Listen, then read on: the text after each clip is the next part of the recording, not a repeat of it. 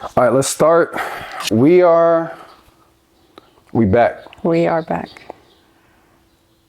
Your knees are ashy. I know. All right. I knew. All right, y'all, let's start. Welcome back to another episode of, what's this called? Marriages for Adults. Marriages for Adults. What's up, y'all? Hope y'all feeling good. Hope y'all feeling great. We are back for another episode. It's been a while. Not that long. Yeah, no. Yep, partly because Bree's lack of Oh, my word. discipline and consistency. Okay, so we're starting there. Yep. We're going to start with honesty. I think that's what we should start with. Okay. Your glasses are nice. Thanks. What's up, y'all? So we back for another episode. Thank y'all for tuning in. For those who are just tuning in, I'm JUAN. I'm Bree. And we are affectionately known as Kite and Rock. And we're back for another episode of Marriages for Adults, a podcast, a listening experience, an opportunity for us, two people who are married to each other and can't get out of our marriage because we've made a covenant to God that we're going to just keep doing this forever. That sounds We did make terrible. a covenant. We did. This is recording, right? You see a little red light flashing? Yes. Okay. We did make a covenant to God. So Yeah, but you didn't say like we can't get out of it. We can. No, we can't. Okay. We can't. We're just sharing our experiences with y'all, man, in hopes that you all are encouraged. You take some nuggets from there. We're not like marriage and family therapists or anything. We're just two people who are married to each other, who are trying to keep God in the middle and do this thing better and better each day. So yeah, let me pray first. Heavenly Father, just thank you for another opportunity to do this pod with my wife. And we just ask, why are you laughing while I'm praying? Why are you paying such a... You know what I'm saying? Again, see? Okay. Thank you for this opportunity to do this podcast with my wife. And just ask that you just be in the midst of the conversations. I hope that people who hear this, Lord, that their marriages, their relationships, as they grow in intimacy with you, that their intimacy with their partners and relationship with their partners continue to be better. In Jesus Christ's name, we pray. Amen. Amen. You see how I pray? I'm trying to be a man of God. And then this one right here, she laughing while I'm praying. Fellas, listen, don't let them distract you. God created laughter, so All right, so what are we talking about today? I don't know, you tell me. See what I'm saying? Oh my gosh, what is wrong with you? Didn't come to the podcast prepared with any topics. Okay. I literally got home from dropping Jay off from school and you were like, let's record today. I don't think they need to know that. Okay. They don't know who Jay is. Jalen, our son. Yeah. What has happened since last time we talked? What? Nothing. Why are you laughing? I'm just full. I've got the joy of the Lord. Yeah, all right. Man, a lot has been happening, man. You know, you all have been following us. If you're new here, then you need to go to some old episodes and catch up. But for my OGs, we got to figure out something to call them. The marriage is for adulterers. That sounds like adultery. The marriage is for adulterers. That sounds terrible. But for y'all family, obviously, you know, you've had the opportunity to kind of follow this journey. You know, many of you know, what is this, 2024, 2023 was an interesting year. Our son's surgery, getting a tumor removed, tumor of mass on his face removed. That he's been he's been killing it. I mean, he's been doing really well, playing baseball, been doing a whole bunch of stuff. Last year got laid off. So a big transition as far as losing a significant part of our income last year. And yeah, you know, now fast forward to 2024, where we're at right now, as a trash truck is very loud. Hopefully we'll try to edit that out. Just we in some seasons, man, currently still. Yeah. I think that's the interesting part is like seasons are not always, you think of seasons like, oh, a season is like a short period of time and then like you can move to another season, but like seasons can be long. So in this season, how are you feeling? What are your 2 words? My 2 words are lost and nervous are my 2 biggest words. I will potentially be out of a job in... Potentially? Well, there's still like one last potential buyout that could happen. Oh, you didn't tell me that. I did. This is breaking news, y'all. I'm learning about where we are as a family right here live on the podcast. I told you that. No, you did not. Yes, I did. Okay. Well, there's a potential, but I don't know. Okay. But even with that being said, like it's not a seamless transition. There will be a gap in income. But if that falls through, which that's still a strong likelihood, I will. Basically, June 1st is my last day of work at the startup that I started 2 years with 2 years ago. So yeah, I am feeling very like discombobulated. I've been applying for a lot of jobs, been getting a lot of rejection or just no word back at all. So that is very disheartening. So yeah. I'm sad a little too. You said lost.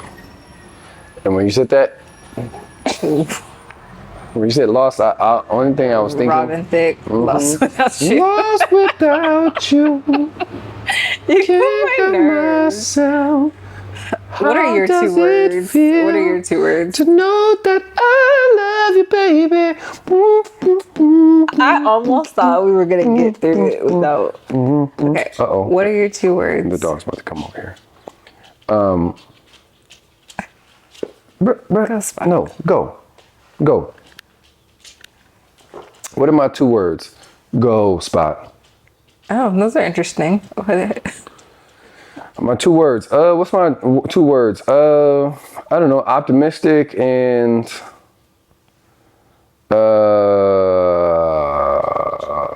hopeful. Okay. Yeah, because you was the breadwinner, and now you're not the breadwinner no more. So now I can put the pants back on in the relationship. What is wrong with you? Anyway. Now I can put the pants back on. Okay. No. I mean, optimistic. I feel like with the whole interesting transition with Bree and potential for her job, I've been getting some I've gone on a few interviews, so it's like kind of the role seems like they're about to switch potentially. For the last year I've been applying to a lot of jobs, haven't been hearing. That's the dog playing with a toy. Spot, no.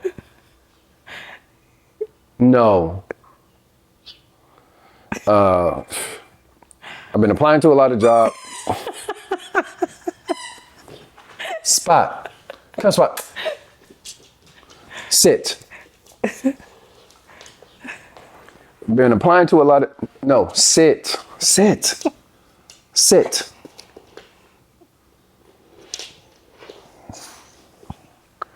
Been applying to a lot of jobs. Hadn't been hearing anything back, man. Jobs that I knew I could do, super easy. Like jobs I knew I can knock out the park. Wasn't getting called backs, were going to interviews, didn't hear anything, was getting ghosted from employers, and then finally started to get a little bit momentum when it came to some of these job applications. So got a few irons in the fire. I think that's the saying, right? Irons in the fire? Something like that. Something like that. So I got a few of those. Hopefully something pans out in the next couple weeks. I think I have some pretty good trajectory with a few roles. So we'll just see, man. So I'm hopeful. I'm optimistic. I think, God he's been providing for us this whole time with a significant loss of income already. And I think it's forced us to just reevaluate, well, not us, me more so, but I'll say us because we're a team, reevaluate just how we're managing money. There's been no tennis shoe deliveries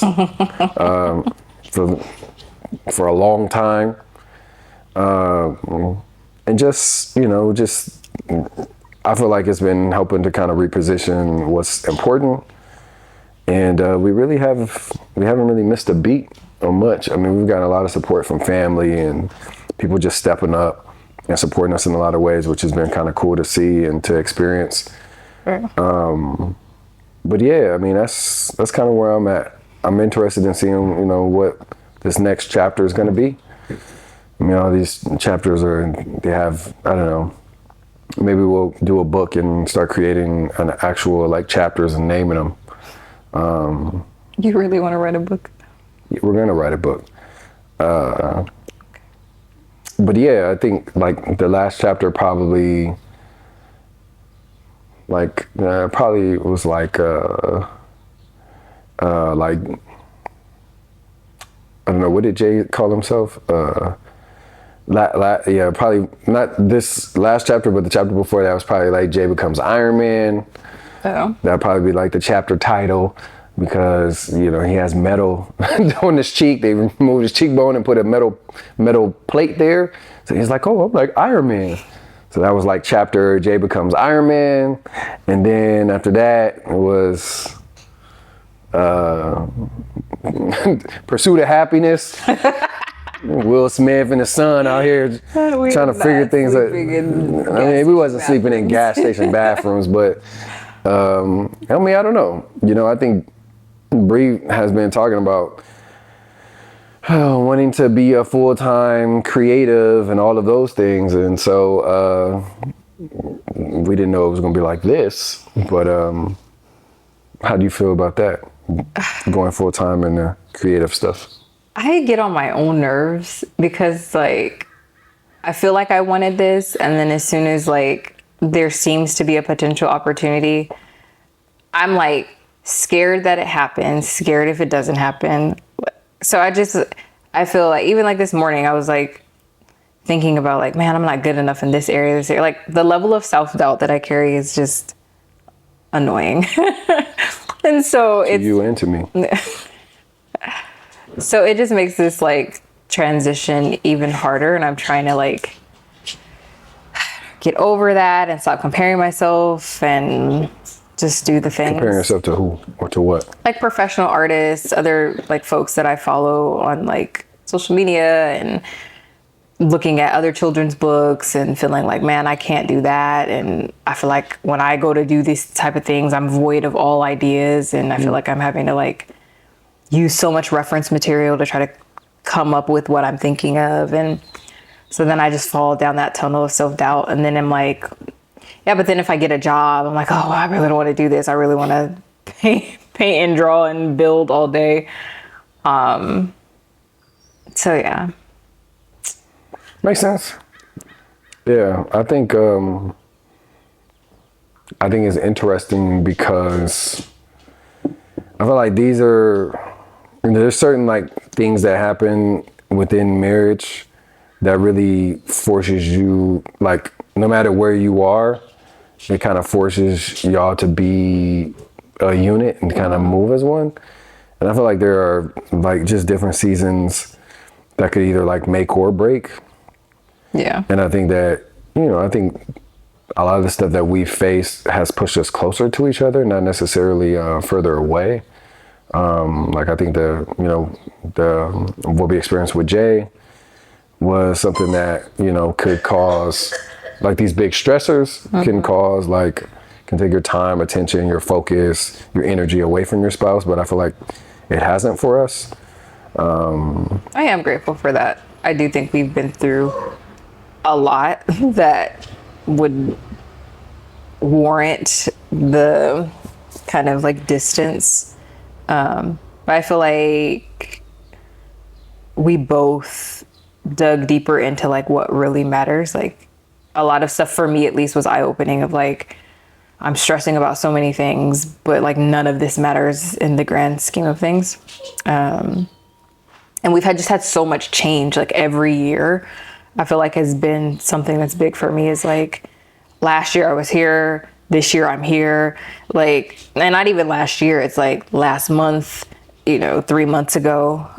So stuff is just, we haven't been in this like long time routine of just like, oh, we're just going with emotions and then something big rocks us. I just feel like we've just had consistent like, there's another thing. Like that's been the norm for us. So yeah. Yeah. And I mean, yeah, I feel like that's folks who are married, trying to look to get into this thing called marriage, those who aspire to be married, I feel like those are things that you should expect. Like there are ebbs and flows of this thing. No, Spot, get down. No, go. Go. Go. Go. There are ebbs and flows of this thing, and there are seasons. And I feel like, like I said, to start, seasons are not always, sometimes, we live in California. It feels like summer 7 out of the 12 months for the most part. And you're like, dang, like, we don't really get a winter. Do you think we get winter? Yeah. When? In winter. We don't get no winter. We do. Nah. It rained so much last year. Okay. Anyway. Do we get a fall? Yes. We get a spring? Yes. We're in spring right now. What's the difference between our spring and our summer? Summer's hot as hell. It's spring right now, and it's beautiful outside. Okay. You're in a sweatshirt. It's definitely not summer. They don't know how hot or cold it is. I'm burning up right now. Are you really? Yes, I'm doing this for the camera. Anyway, like I was saying, seasons. One season for you can be I think it's like a season for us can be longer than a season for another couple. Mm-hmm. Like you can't look at your season, look at somebody else's seasons, and compare those two. And I think it's easy to do. Mm-hmm. You look at, dang, that couple got it all. Dang, that couple doing this, dang, that couple.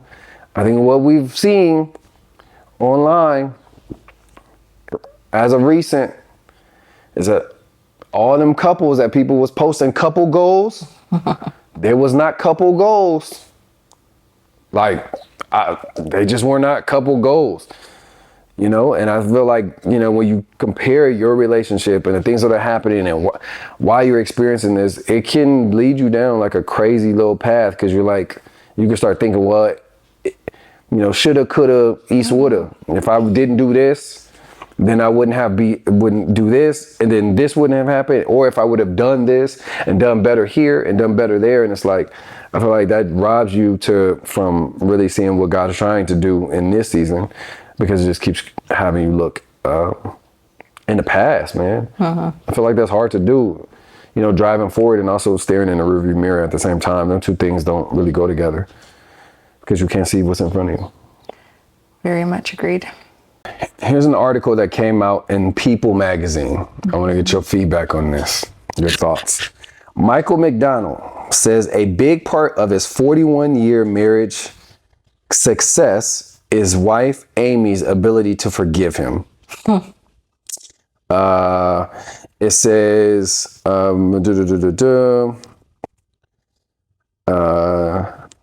in his memoir, What a Fool Believes, out now, McDonald recounts meeting Holland in the studio in 1980 while producing her album, On Your Every Word, and their love story that followed.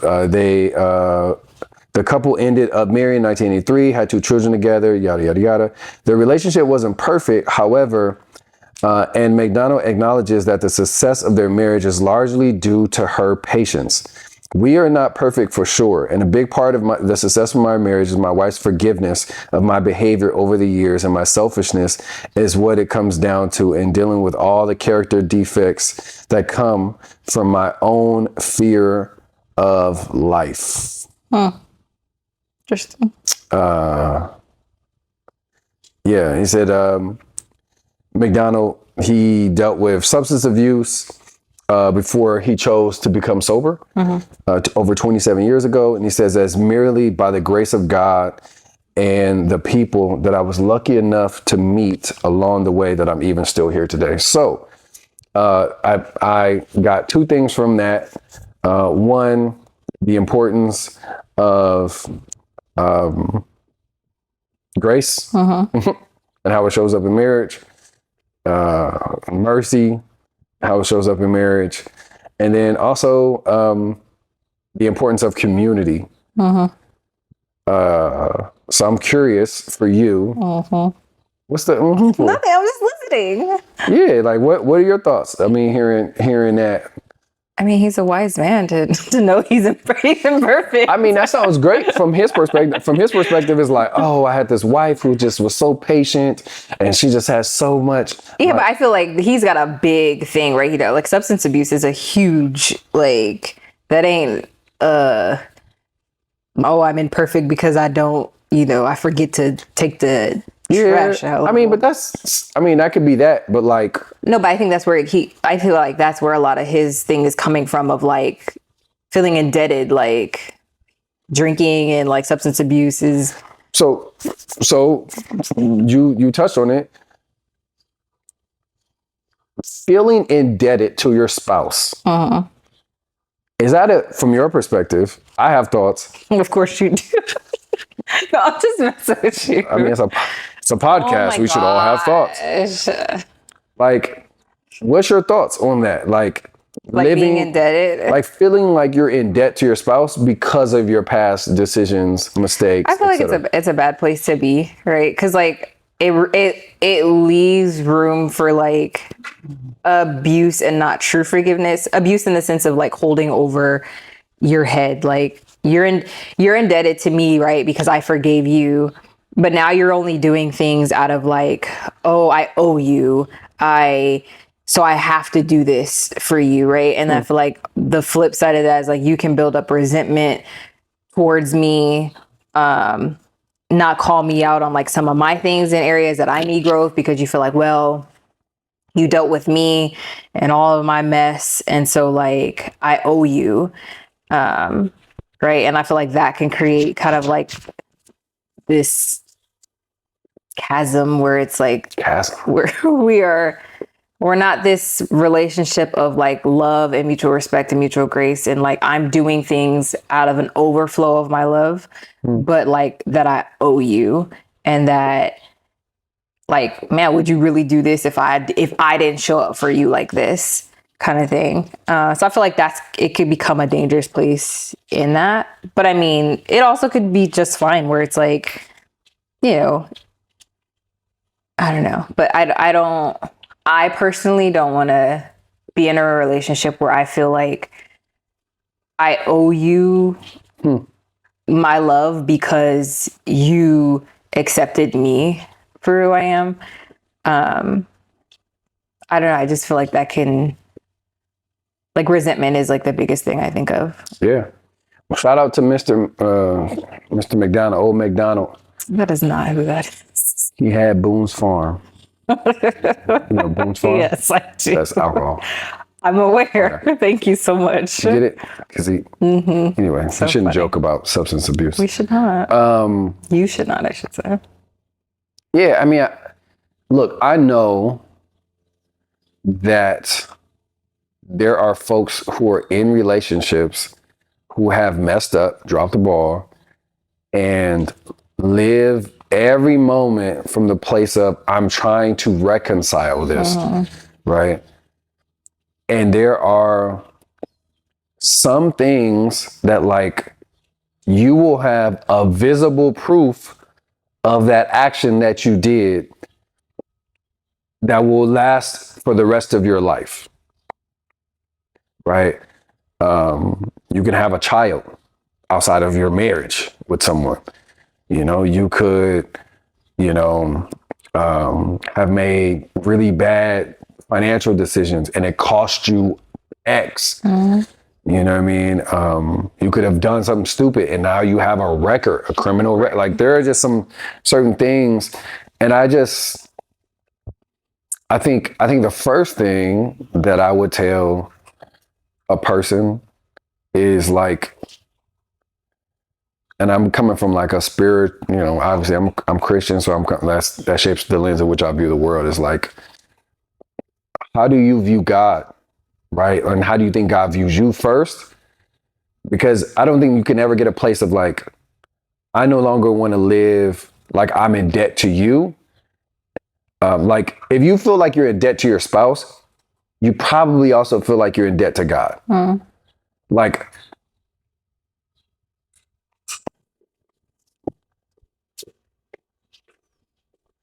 What do we have?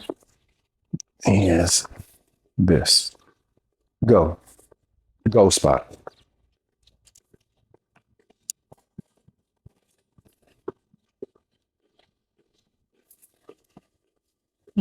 Somebody, he doesn't have his bone. He shouldn't. So I feel like if I'm living and if I am living through and if I'm living and I feel like I'm in debt to you, I probably feel like I'm in debt to God too. That like God knows I messed up and I need to do something to make up for it. Because that also, it shows up in my marriage. Like if I have a healthy view of my relationship with God and that I'm loved and I'm approved and I live like I receive his grace and I receive his, his mercy, his peace, his love, despite of what I've done, I think it makes it a little easier for me to show up that way with my spouse, even if my spouse has not received that same, I don't know, message, where it's like, I can understand that my spouse has not forgiven me, but that also does not mean that I don't operate from a place knowing that like my behaviors change. I've repented for the sins that I've committed. Like, you know what I'm saying? Yeah. Well, I'm curious more so too about like her perspective of like choosing to forgive, how she moved on. Like, what did that look like for her? Or was she operating in true forgiveness or was she holding things over? And it's like, look, I did these things for you. And so it's always this constant reminder of like, oh yeah, I owe you because you stood by me through these things. So like, did he receive like true forgiveness from her or like tolerance? Yeah, that's a good question. I think a lot of people, it's tolerance. It's I don't know if it's true forgiveness. Yeah. Or like, I'm better off staying than leaving at this point right now. Like, so, cause sometimes that's what it looks like. It's like, bruh, I would leave, but that alimony check ain't gonna do nothing for me right now. So it's better for me to stay. So I just saw that article and it just made me think, because I do think in 2024, that folks are so quick to see a person, to see a person, and substance abuse is that, that's an extreme example, but to be in a relationship with someone and they not live up to the standard that you have created and that you believe that they should live up to, and just say, nah, I'm good. Like the stick-to-itiveness is gone. yeah, It's like, no, I'm not sticking around. I'm out of here. I'd rather be alone. Which is, it's not even I'd rather be alone, but it's like, I do think that the grass is greener somewhere else. And at the end of the day, like, it's really not. Because like, that's just the thing. Like, no matter what you leave one person for, you're going to pick something else up in that other person. Like, not even that. I've heard it said like this: wherever you go, you go. Yeah, that's what I'm saying. Like, if you're not changing in the process of like, because it's a give and take, right? Like, we just had a whole conversation about like my perspective of what I think of something. It's a trash truck again, y'all. They're real thorough. They make sure they be getting that trash. It's their job. That is their job. But like I have, because like you say, substance abuse is an extreme example, but like for us, it was like you picking up after yourself kind of thing. And like the level of judgment that I had over that. She always uses this example, which is because it's the most recent thing. I know, but I just think it's just it just shows how crazy you are. Wow. Because like what? Nothing. No, go ahead, please speak your mind. This is my thing. When you spend so much time pointing out your spouse's deficiencies or things they don't do right, you know what it does? It's like Calendly. Everybody knows Calendly. Calendly is an app that you use to book and schedule time on a person's calendar.